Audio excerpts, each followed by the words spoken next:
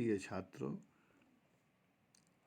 इन दिनों हम छायावाद के शीर्ष स्तंभ महाकवि जयशंकर प्रसाद की अमर कृति कालजयी कृति कामायनी के द्वितीय सर्ग यानी श्रद्धा सर्ग की व्याख्या देख रहे हैं।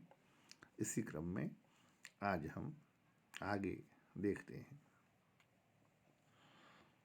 आपको पता है कि जो संदर्भ है वह यह कि मनु देव सृष्टि के विनाश के बाद सृष्टि में अपने को बिल्कुल अकेला पाते हैं और एक गहरे विषाद में डूबे हुए हैं और ऐसे में विचरण करते हुए हिमालय के उस क्षेत्र में श्रद्धा का आगमन होता है।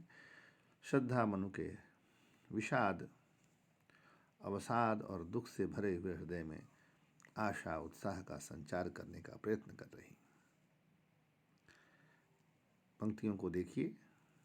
अकेले तुम कैसे असहाय यजन कर सकते तुच्छ विचार, तपस्वी आकर्षण से हीन कर सके नहीं आत्मविस्तार।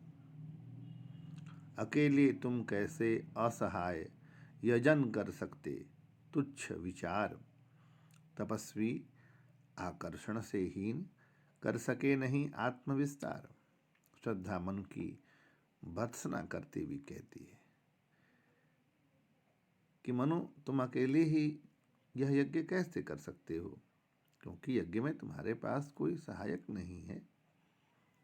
अर्थात बिना पत्नी के तो यज्ञ संभव ही नहीं होता। तुच्छ विचार, तुम्हारा यह विचार नितांत तुच्छ है। तुम्हें चाहिए था कि किसी को अपनी सहधर्मिणी बना लेते, तब यह यज्ञ करते। मुझे तो ऐसा लगता है कि एक लंबे समय से निरंतर अकेले रहने के कारण तुम्हें किसी वस्तु के प्रति कोई आकर्षण ही अब नहीं रह गया।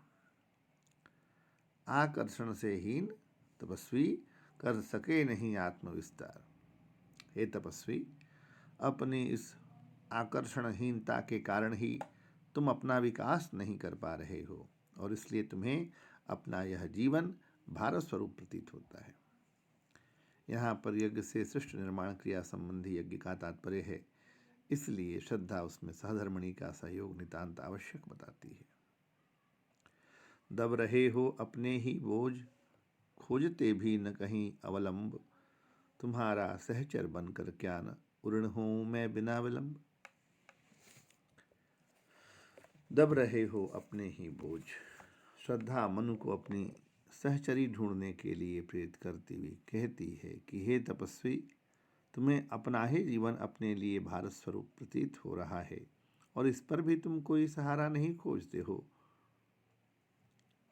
अब मैं तुम्हारे सम्मुख हूं, तुम मुझे अपनी सहचरी क्यों नहीं बना लेते? क्या यह संभव नहीं है कि मैं तुम्हारी जीवन संगिनी बनकर बिना किसी विलंब के अपना कर्तव्य का पालन करूं? तुम्हारा सहचर बनकर क्या न उऋण होऊं मैं बिना विलंब। आशय यह है कि तुम मुझे अपनी जीवन संगनी बनाकर मुझे कर्तव्य पालन का अवसर क्यों नहीं दे रहे?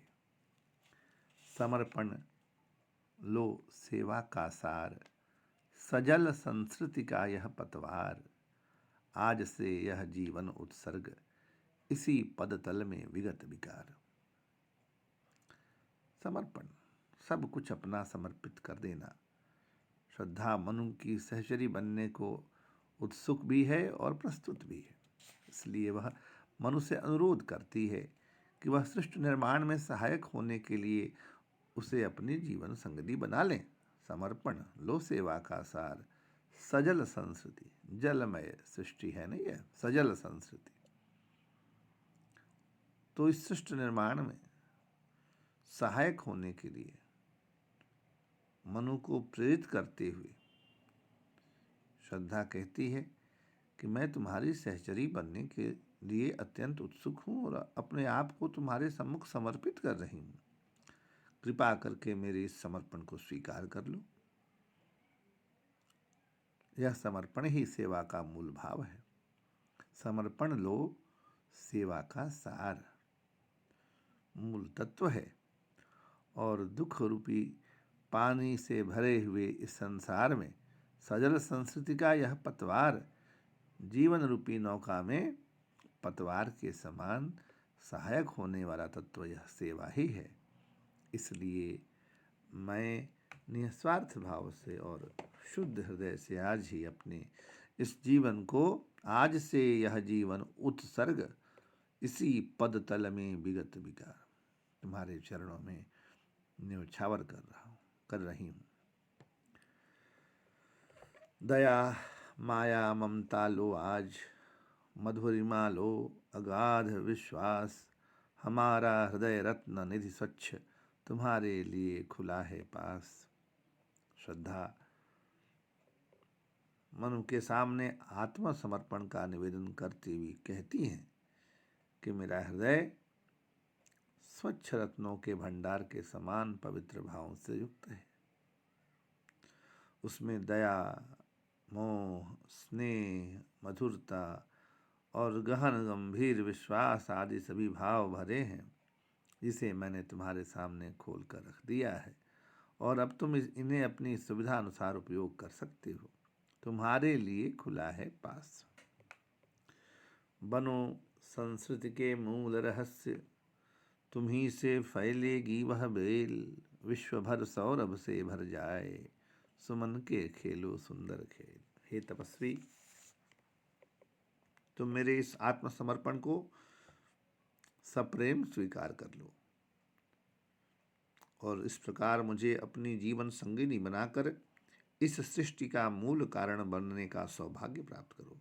बनो संस्कृति के मूल रहस्य, श्रद्धा मनु से कहती, क्योंकि देव सृष्टि का विनाश हो जाने के बाद अब तुम्हारे द्वारा ही यह सृष्टि की लता चारों ओर फैलेगी। तुम ही से फैलेगी वह बेल, विश्व भर सौरभ से भर जाए।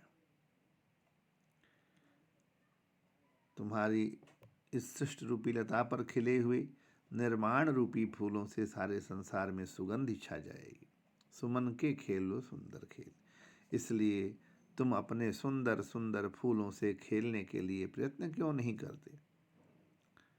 कहने का अभिप्राय है कि श्रद्धा मनु से कहती हैं कि मुझे अपनी सहचरी बनाकर तुम संतान रूपी फूलों से खेलोगे और उनके द्वारा तुम्हारी यज्ञ रूपी सुगंधि सारे संसार में फैल जाएगी। बेल, सौरभ, सुमन में रूप का अतिशयोक्ति, विश्व भर सौरभ से भर जाए में यमक तथा समस्त पद अलंकार हैं। और यह क्या तुम सुनते नहीं, विधाता का मंगल वरदान, शक्तिशाली हो विजयी बनो, विश्व में गूंज रहा जाएगा। श्रद्धा मनु को इस बात के लिए प्रेरित करती है कि वह श्रद्धा को अपनी पत्नी के रूप में स्वीकार कर ले, जिससे सृष्टि का विकास हो सके। इसलिए वह कहती है, क्या तुमने सृष्टि की रचयिता परब्रह्म के इस कल्याणकारी वरदान को नहीं सुना कि शक्तिशाली बनकर विजय प्राप्त करो? जयगान की यह ध्वनि तो सारे संसार के कोने कोने में गूंज रही है। विश्व में गूंज रहा जयगान। जयगान आशय यह है कि तुम विधाता के अनुरूप मुझे अपनी पत्नी बनाओ और विधाता की इस इच्छा को पूर्ण करो कि सृष्टि का विकास संभव हो सके। डरो मत, अरे अमृत संतान, अग्रसर है मंगलमय वृद्धि, पूर्ण आकर्षण जीवन केंद्र, खींची आवेगी सकल समृद्धि। श्रद्धा मनु को सृष्टि कार्य हेतु मनु को अपनी को अर्धांगिनी के रूप में प्रस्तुत करती है, जीवन सहचरी के रूप में प्रस्तुत करती है और मनु को प्रेरित करती हुई कहती है कि हे देवताओं के अमर पुत्र, डरो मत, अरे अमृत संतान, अग्रसर है मंगलमय वृद्धि। तुम इस नवीन सृष्टि को विकसित करने के लिए तत्पर हो जाओ। तुम्हें किसी प्रकार के भय से भयभीत नहीं होना चाहिए, क्योंकि स्वयं कल्याणमयी उन्नति तुम्हारे सामने बढ़ती आ रही है और यह स्पष्ट है कि तुम्हारा भविष्य निश्चय ही मंगलमय है। तुम्हारा यह जीवन केंद्र आकर्षण से परिपूर्ण है, जिसके कारण आकर्षित होकर विश्व का समस्त वैभव तुम्हारी ओर स्वयं ही खींचा चला जाएगा। डरो मत अरे अमृत संतान, अग्रसर है मंगलमय वृद्धि। पूर्ण आकर्षण जीवन केंद्र, खिंची आवेगी सकल समृद्धि। मन को नवीन सृष्टि के लिए प्रेरणा देने का कार्य और स्वयं को जीवन सहचरी के रूप में प्रस्तुत कर सृष्टि की प्रक्रिया को पुनः आरंभ करने का उत्साह, श्रद्धा मनु के मन में धीरे धीरे भरना प्रारंभ कर रही है। धन्यवाद।